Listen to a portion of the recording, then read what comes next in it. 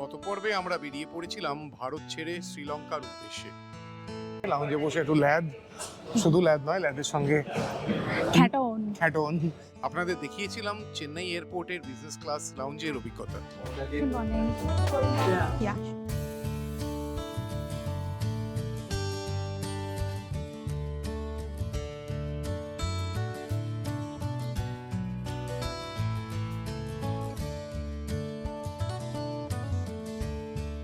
তারপর এয়ার ইন্ডিয়ার flight AI-273 চেপে আমরা উড়েছিলাম। আপনারা দেখেছিলেন এয়ারবাস A321 এর বিজনেস ক্লাসে আমাদের এক্সপিরিয়েন্স আর এয়ার ইন্ডিয়ার হসপিটালিটি আর খাওয়া দাওয়া।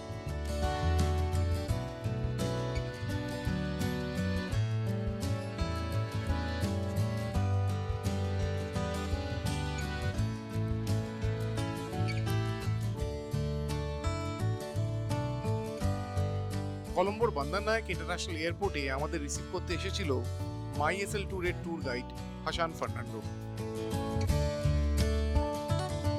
কলম্বোতে তখন বাইরে ঝমঝম করে বৃষ্টি পড়ছে। আমরা তারই মধ্যে হাসানের সঙ্গে বেরিয়ে পড়েছিলাম আমাদের গন্তব্যের উদ্দেশ্যে। আজকে আমরা অ্যাকচুয়ালি এখন হোটেলে যাবো না, আমরা কলম্বোতে থাকছিও না। আজকে একটু নর্থে কলম্বো থেকে যাচ্ছি। আমরা যাচ্ছি এখন ইয়াপাগুয়া, যেখানে খুব বেশি লোক যায় না কিন্তু যাওয়া উচিত। আর তারপরে সেখান থেকে আমরা যাব ডাম্বুলা হয়ে আজকে রাতে আমরা সিগিরিয়ায় থাকবো। One of the spiritual point in Sri Lanka. We are named a miracle dog. শ্রীলঙ্কার সম্পর্কে বিভিন্ন গল্প বলতে বলতে হাসান আমাদের নিয়ে চলল। কখনো লোকাল কালচার, কখনো রামায়ণ, আবার কখনো পলিটিক্স। বৃষ্টিটাও আস্তে আস্তে ধরে এলো।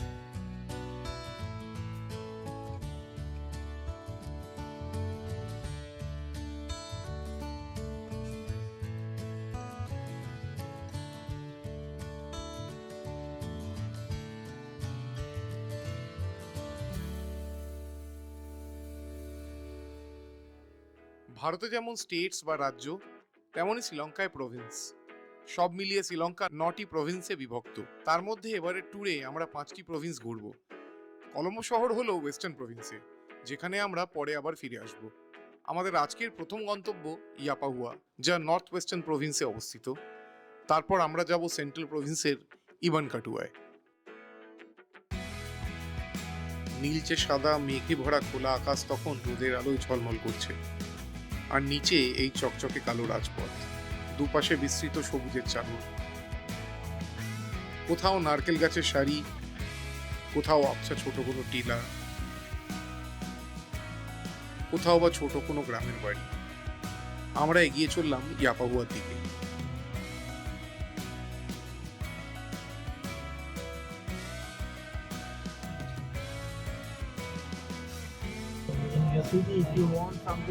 পথে হাসান বলল চা খাবে, তাই একটু ব্রেক নিলাম আমরা।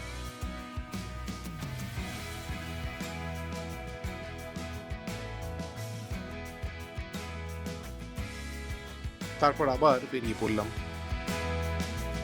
তো আমরা এখানে চা খেয়ে এই বেরোচ্ছি। রোদ্দুরটা ভালো সুন্দর লাগছে, খুব গরম নয়, ব্রাইট। মেঘ আছে আকাশে কিন্তু বৃষ্টি নেই। হোপফুলি যদি এরকম থাকে তাহলে কিন্তু একটা ভালো ক্লাইম্ব হবে ইয়াপাহুয়াতে, ওপর অব্দি যাওয়া যাবে। দেখা যাক।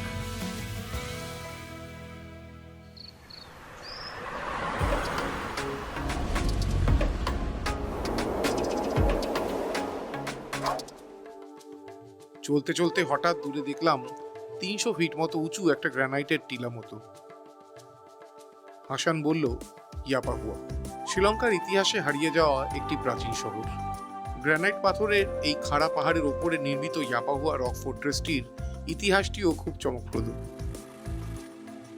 ত্রয়োদশ শতাব্দীর শেষের দিকে ভারতীয় দ্রাবিডিয়ানদের ক্রমাগত আক্রমণে বিচলিত হয়ে সিংহলের রাজা প্রথম ভুবনেকাবাহু 1272 সালে তার রাজধানী সরিয়ে নিয়ে চলে আসেন ইয়াপাহুয়ার এই স্ট্র্যাটেজিক দুর্গটাতে।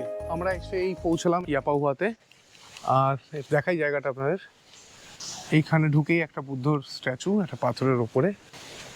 আর অ্যাকচুয়াল জিনিসটা হচ্ছে এইখান থেকে এই ওপরে এই যে রকটা দেখতে পাচ্ছেন, ওর উপরে উঠতে হবে। আর মেঘ মেঘ করছে, আবার উঠে যাই। এখান থেকে টিকিট নিয়ে আমরা এই সামনের সিঁড়ি দিয়ে উঠে যাব।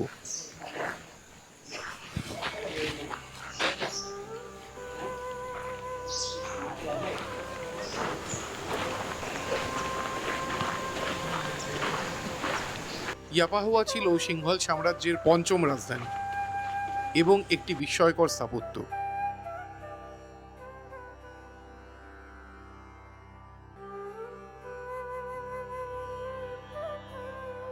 বিস্তীর্ণ সবুজ সমতল ভূমি মাঝে পাথরের উপর দাঁড়িয়ে থাকা এই প্রাচীন স্থাপত্য একসময় ছিল একাধারে রাজার প্রাসাদ, সিংহল সেনার দুর্গ আর এক গৌরবময় রাজধানী।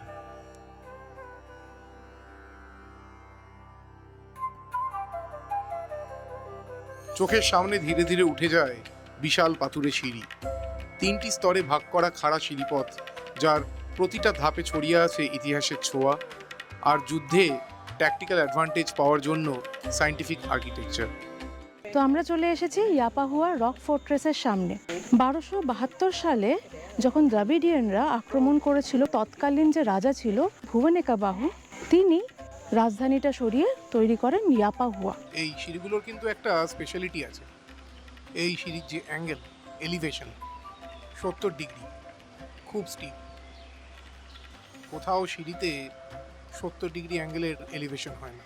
রাজা ভুবনেকাবাহু যখন এখানে ক্যাপিটাল স্থাপন করেছিলেন, উনি জানতেন যে অ্যাটাক হতে পারে, আর এটা 70 ডিগ্রি করার কারণটাই হচ্ছে শত্রুরা এই সিঁড়ি দিয়ে যখন উঠবে তখন তাড়াতাড়ি উঠতে পারবেন, এবং ওপর থেকে যদি ভুবনেকাবাহুর সৈন্যরা অ্যাটাক করে তাহলে তারা একটা অ্যাডভান্টেজ পাবে।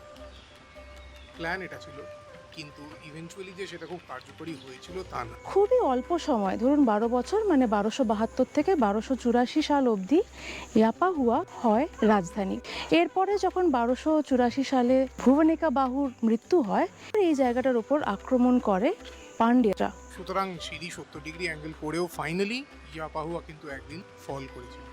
শ্রীলঙ্কায় একটি জিনিস কিন্তু ভীষণ বিখ্যাত, সেটা হচ্ছে বুদ্ধদেবের টুথ রেলিক। কিংবদন্তিতে আছে বুদ্ধদেবের নাকি মুখে 40খানা দাঁত ছিল, যার মধ্যে ওনার মৃত্যুর পরে খালি 4টি দাঁত পড়ে থাকে পৃথিবীতে, এবং সেই 4টি দাঁতকে বলা হয় টুথ রেলিক। এই মান্যতা আছে যে সেই 4টে টুথ রেলিক পৃথিবীর বিভিন্ন জায়গায় ছড়িয়ে আছে, যার মধ্যে একটি কনফার্ম শ্রীলঙ্কায়। যখন ভুবনেকাবাহু এখানে চলে এসেছিলেন, উনি কিন্তু বুদ্ধের টুথ রেলিক নিয়ে এখানেই রেখেছিলেন।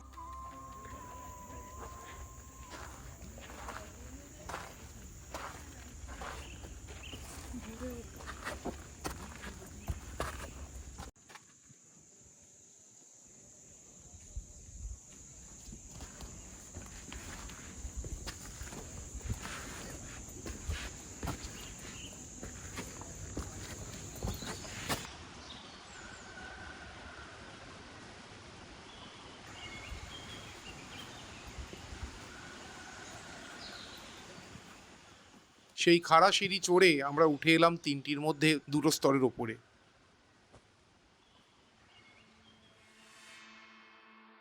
এবারে আর একটা স্তর বাকি।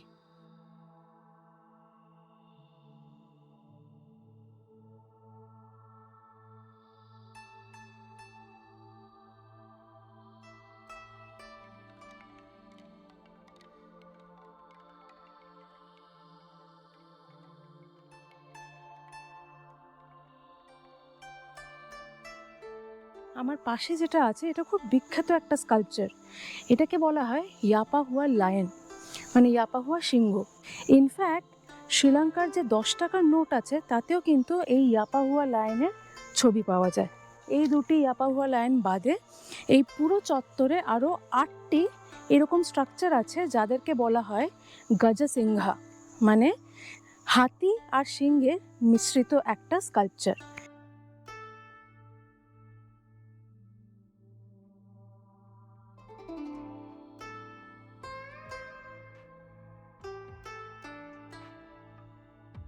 আমি এখন যে জায়গাটায় দাঁড়িয়ে আছি এটাকেই বলা হয় the doorway or entrance to the rock fortress. এরপরে এই প্রাসাদটা আছে। এই যে ডোরওয়ে দেখছেন, এর দুদিকে ইনিশিয়ালি 2টো জানলা ছিল। 1850 সালে এর মধ্যে একটি জানলা খণ্ডিত অবস্থায় এক্সকাভেটেড হয় অন্য জানলাটি যেটি পুরো অক্ষত ছিল সেটাও কিন্তু বেরোয় মাটির নিচ থেকে।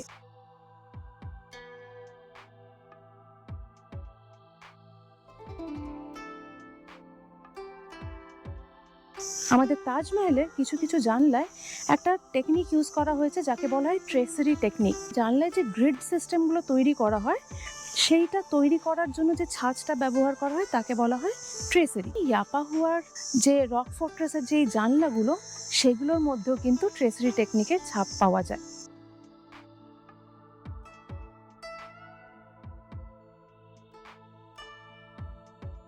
এই যে ডোরওয়েটা দিয়ে ঢুকে এসে সোজা ঠিক উল্টো দিকে এই জায়গাটা যদি দেখেন, এই জায়গাটা ছিল রাজা ভুবনেকাবাহুর প্রাসাদ। এখানেই রাখা ছিল বুদ্ধদেবের সেই দন্তধাতু বা টুথ রেলিক, যতদিন ইয়াপাহুয়া সিংহল সাম্রাজ্যের রাজধানী ছিল। কালের নিয়মে সেই প্রাসাদের আর কিছু অবশিষ্ট না থাকলেও আজও এই কাঠামোটা পড়ে রয়েছে। আর এই যে এখান দিয়ে যে রাস্তাটা দেখছেন, এইটা দিয়ে ওই ওপরে পাহাড়ের ওপরে ওঠা যায়।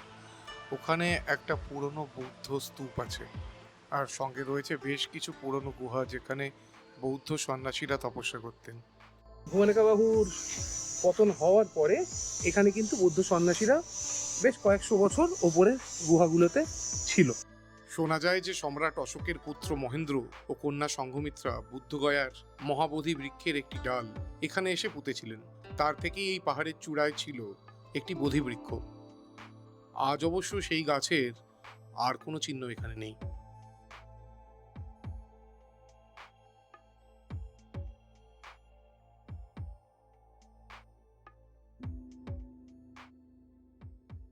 আর্কিওলজিস্টদের মতে এখানে যদি আরও এক্সকাভেশনের কাজ চালানো হয় তাহলে কিন্তু বেশ অনেক আরও রুইন্স পাওয়ার সম্ভাবনা আছে। যে কোনো কারণেই হোক জানি না, শ্রীলঙ্কা গভর্নমেন্ট থেকে বা এদের আর্কিওলজিক্যাল সার্ভে থেকে এই মুহূর্তে সেরকম কোনো প্ল্যানিং বা তার প্রোগ্রাম নেই। তো এই মুহূর্তে মনে হয় না ইয়াপাহুয়া নিয়ে শ্রীলঙ্কা গভর্নমেন্টও খুব বেশি ইন্টারেস্টেড, বাট এখানে খুললে কী কী পাওয়া যাবে সেটা এখনও প্রশ্নের। মানে এটা খুব আশ্চর্যের ব্যাপার যে বেশিরভাগ ট্যুরিস্ট কিন্তু ইয়াপাহুয়াতে আসে না, কেন জানি না। যারা ইতিহাস বোঝে, যারা ইতিহাস ভালোবাসে, যারা ইতিহাস নিয়ে পড়াশোনা করে, বা যাদের পুরোনো দিনের গল্প জানতে ভালো লাগে, তাদের কিন্তু ইয়াপাহুয়া একবার আসা উচিত। মানে আমি আর দীপিতা তো 100 বার রেকমেন্ড করবো ইয়াপাহুয়া আসা। 100 বার। আর একটা জিনিস আপনাদের বলে রাখি, এখানে যেমন গুঞ্জন বলছিল না, সিঁড়িগুলো কিন্তু খুব খাড়া খাড়া সিঁড়ি, সুতরাং কারুর যদি হাঁটুর সমস্যা থাকে তারা কিন্তু এটাকে অ্যাভয়েড করার চেষ্টা করবে। কারুর হাঁটুর সমস্যা যদি থাকে, কারুর যদি অ্যাজমা থাকে, কারুর যদি হাই ব্লাড প্রেশার থাকে, কারুর যদি হার্টের প্রবলেম থাকে, বা কেউ যদি কোনো এরকম ওষুধ খান যাতে একটু ঝিম লাগে মাথা, তাহলে কিন্তু প্লিজ আসবেন না, কেননা খুব খারাপ সিঁড়ি, আর উঠতে যতটা কষ্ট নামাটা আরও কষ্টকর এবং সোজা নিচে নেমে যায়।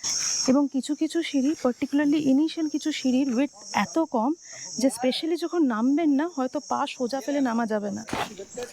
তো এই ফার্স্ট স্টেপটা নামলাম, দেখুন দীপিকা নাচছে, যথেষ্ট বেগ পেতে হচ্ছে, ও কিন্তু যথেষ্টই ফিট, কিন্তু এটা ফিটের ব্যাপার না, পা একটু এদিক থেকে ওদিক হলে মানে হ্যাঁ, আর আমার পা এমন কিছু বড় নয় কিন্তু।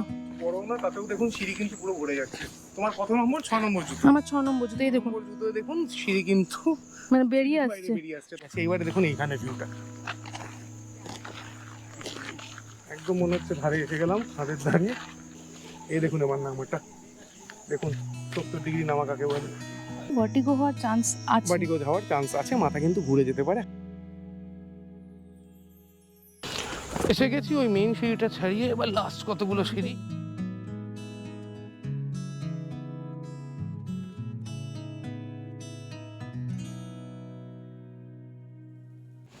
High Hi. Hi. Be careful on your way down.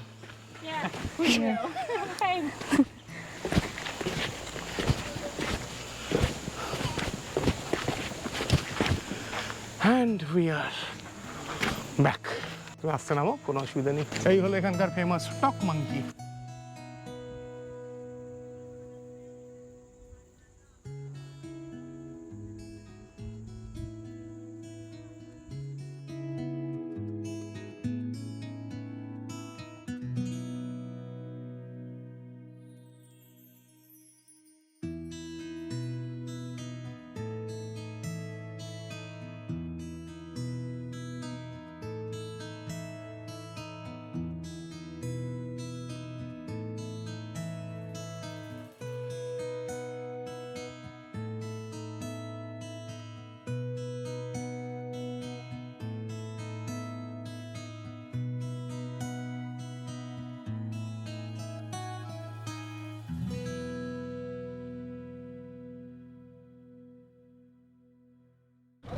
হয়ে গেল ইয়াপাহুয়া ঘোড়া। আবার যেটা বললাম, ওই কারোর যদি হাঁটুতে কোনো প্রবলেম থাকে, বা আরও বলে দিই, কারোর যদি সত্যি হাইটের ভয় থাকে, কোনো রকম ভার্টিগো থাকে, তাহলে আসবেন না। কেননা লাস্ট ওই মাঝখানে যে সিঁড়ি পাটটা, যেটা অ্যাকচুয়ালি 70 কেন উপর দিয়ে 90 ডিগ্রি লাগছিল, তো ওটা এত স্টিপ, মনে হয় সোজা এরকম দেয়াল বেয়ে টিকটিকির মতো নিচে নামতে হবে। তো বুঝতেই পারছেন, ওটা ডিফেন্সের জন্য করেছিল তখনকার রাজা, যাতে সৈন্যরা উঠতে না পারে। তা আমার তো মনে হলো সৈন্যরা উঠতে ছেড়ে দাও, উপরে সৈন্যরা নামতে না পারার ব্যবস্থা করেছিল, কেন ওঠার সময় তবু হামাগুড়ি দিয়ে উঠে যাওয়া যায়, নামার সময় সোজা নিচের দিকে তাকিয়ে নামা খুব ডিফিকাল্ট কাজ। হ্যাঁ, তো আমি জানি না, সেই জন্যই বোধহয় হেরে গেছিলো ওই জায়গাটা। ওপরের সৈন্যরা ভয়ের চোটে আর নিচে নামেনি বোধহয়, আমার মনে হইলো যে আজকে দেখে একটা বোধহয় রিজন এটা হতে পারে। যাই হোক গে, আর বোধহয় ওই জন্যই বোধহয় ভুবনেকা বাবু মারা গেছিলো, কেন ডাক্তার বুদ্ধির কাছে আর যেতে পারেনি ওই অবস্থায়। নামাবে কি ওখান দিয়ে? ও নামতে পারেনি ওখান দিয়ে, কি করবে? এখনকার দিনে যেরকম বারান্দা থেকে নাইলনের দড়ি ঝুলিয়ে বাজারের ব্যাগ তোলায়, সেই সিস্টেম তখন আসলে তখন নাইলন ছিল না, ওই জন্য প্রবলেম হয়ে গেছিলো। যাই হোক, বাজে কথা থাক। আমরা যাচ্ছি একটা জায়গায় যেখানে 2,500 থেকে 3,000 বছর আগে মানুষ ছিল, আরও আগেও থাকতে পারে।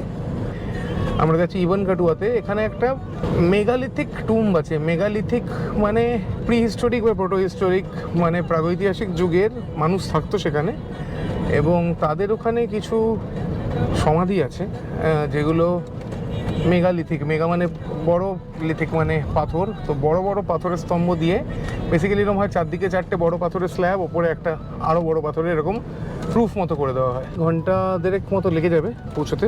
এখন বাজে 1:30, একটু দেরি হয়ে গেল। এখানে ড্রোন রানি একটু বামাল হচ্ছিল, মানে পারমিশন আমার কাছে সবই আছে, বাট যেরকম হয় আর কি, লোকাল কিছু ইয়ে পাকা লোক থাকে, তো সেই ইয়ে পাকা কিছু লোক ইয়ে পাকামো করছিল। তো যাই হোক, যা করা করে নিয়েছি, যা তোলা তুলে নিয়েছি। কেননা যদি নিজের কাছে লিগাল ডকুমেন্ট সব ঠিক থাকে, যদি নিজের নিয়ম না ভাঙে, তাহলে কারোর ইয়ে পাকা মতো কিছু এসে যায় না। যাকে এই আমরা বেরিয়ে পড়লাম এখন ঝলমলে রোদ্দুর চতুর্দিকে। এরকম সামনে যদি দেখতে পারেন টাটার বাস যাচ্ছে, এখানেও টাটার বাস চলে।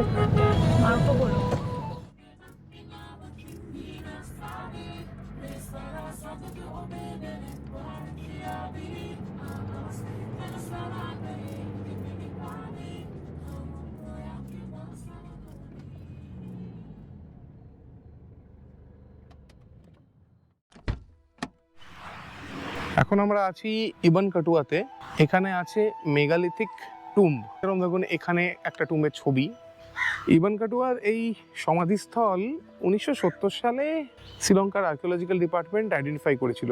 তারপরে এখানে প্রথম এক্সকাভেশন মানে খননের কাজ হয়েছিল 1988-তে। এই কমপ্লেক্সটা যেটা ঢুকছি এখন, এখানে প্রায় 1 স্কোয়ার কিলোমিটার মতো এলাকা হবে, এবং এতে 42টার মতো সমাধির গুচ্ছ মানে ক্লাস্টার রয়েছে। আর প্রত্যেকটা এমন ক্লাস্টারে 10খানা করে সমাধি বা টুম্ব রয়েছে আর কি। তো 42টা ক্লাস্টার, তার ভেতরে 10টা করে এক একটার মধ্যে।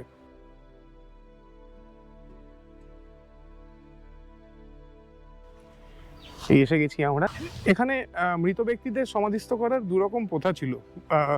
একটা, এখানকার মানুষের মৃতদেহকে এরা টেরাকোটার বড় বড় কলসির মতো বড় বড় সাইজের কলস যাকে বলে আর কি, যাকে আর্ন বলে, তো সেই আর্নে রেখে দিত, সমাধিস্থ করতো আর্নের মধ্যে।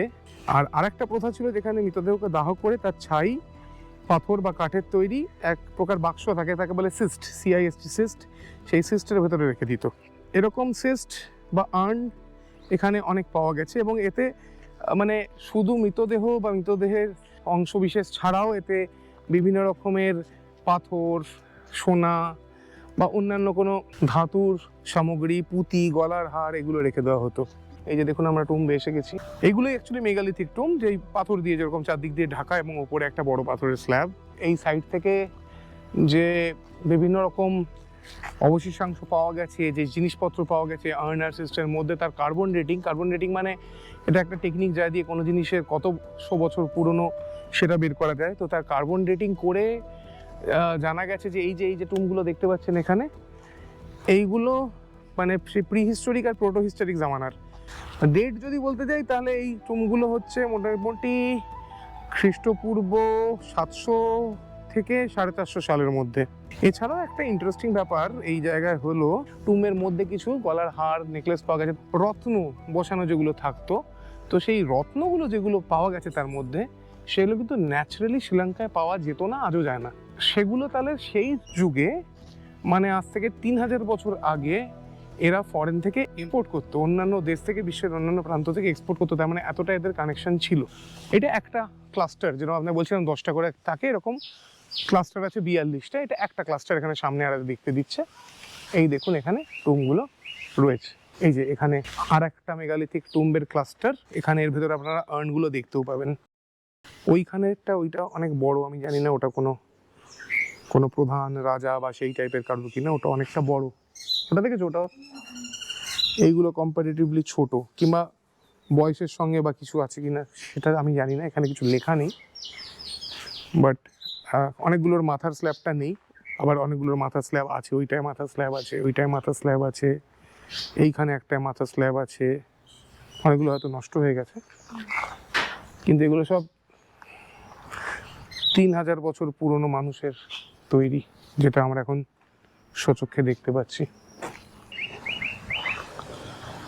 ভাবতে পারছেন 3000 বছর আগে এরা ইম্পোর্ট করছিল বিদেশ থেকে। কি টেকনোলজি ছিল, কিভাবে আনতো, নৌকো কোথা থেকে সমুদ্রের উপর দিয়ে আসতো কেউ জানে না। এইগুলো হচ্ছে সেই কলস বা আর্ন। এর ভেতরেই মৃতদেহের অংশবশেষ থাকতো, ছাই থাকতো, কোনো মুক্তোর হাড়, পুঁতির হাড়, বিভিন্ন জিনিস থাকতো। এখানে বিভিন্ন সাইজের শেপের হয়। এগুলো ভেঙে গেছিলো, এগুলো ওরা জোড়া দিয়েছে, এখান দিয়ে দেখতে পাবেন। তো এগুলো সব কিন্তু 3000 বছর আগের, মানে আমরা এখন ছুঁয়ে দেখতে পারি এটা 3000 বছর আগে কোনো মানুষ এই জিনিসটা তৈরি করেছিল, ব্যবহার করেছিল। মানে ভাবতেই খুব এক্সাইটিং লাগছে যে 3000 বছর পুরনো মানুষের তৈরি জিনিস, তারা যে জিনিস ছুঁয়েছে, ব্যবহার করেছে, বা তাদের সমাধিও যে কলস বা আর্ন সিস্ট যার মধ্যে হয়েছিল, সেইগুলো এখন আমাদের চোখের সামনে।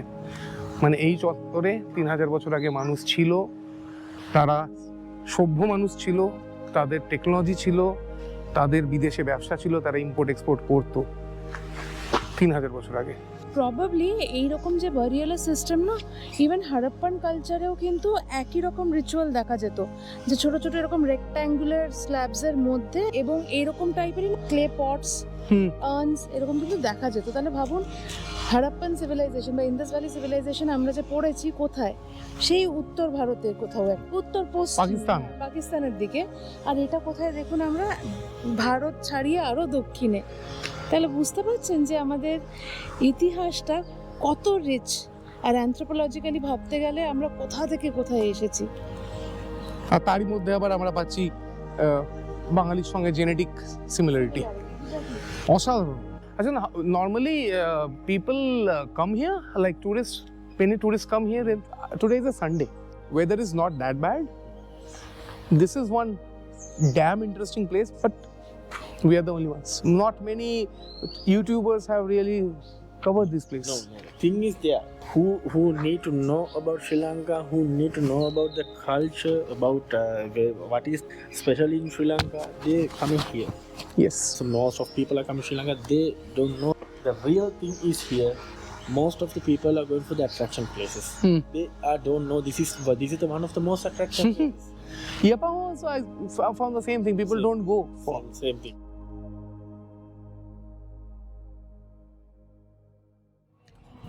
এভান কাটোয়া দেখে এবারে আমরা যাচ্ছি ডাম্বুলা কেভ টেম্পল। শ্রীলঙ্কার largest and most well preserve cave, Dambulla cave temple. Even Katwa থেকে খুব কাছে, অ্যারাউন্ড 5 কিলোমিটার দূরে। ওই যে মেগালিথিক সাইডের টুমটা দেখলাম এক্ষুনি, মিনিট 7-8 এর মধ্যে পৌঁছে যাওয়া। ডাম্বুলা কেভ টেম্পল, যা গোল্ডেন টেম্পল অফ ডাম্বুলা নামেও পরিচিত, হলো একটি ইউনেস্কো ওয়ার্ল্ড হেরিটেজ সাইট। প্রায় 2000 বছর পুরনো এই গুহাগুলির দেয়াল ও ছাদ জুড়ে চিত্রিত রয়েছে অসাধারণ বৌদ্ধ চিত্রকলা এবং অসংখ্য অদ্ভুত বুদ্ধ মূর্তি। প্রাকৃতিক সৌন্দর্য, শান্ত পরিবেশ ও ইতিহাসের অপূর্ব সংমিশ্রণে ঘেরা ডাম্বুলা শ্রীলঙ্কার ভ্রমণ পিপাসুদের জন্য এক অনন্য গন্তব্য। তবে সবই থাকছে পরবর্তী পর্বে, যেখানে আমরা ঢুকবো ডাম্বুলার কেভের মধ্যে। আরও কদিন আমরা থাকবো শ্রীলঙ্কায়, আপনাদের সামনে তুলে ধরবো এখানকার মানুষ, এখানকার কালচার, এখানকার লাইফস্টাইল, এখানকার হিস্ট্রি, এখানকার ন্যাচারাল বিউটি। দেখতে থাকুন। হোপফুলি নতুন কিছু দেখাতে পারবো, নতুন কিছু গল্প জানতে পারবেন। আমাদের সঙ্গে চলুন। Beyond known milestones.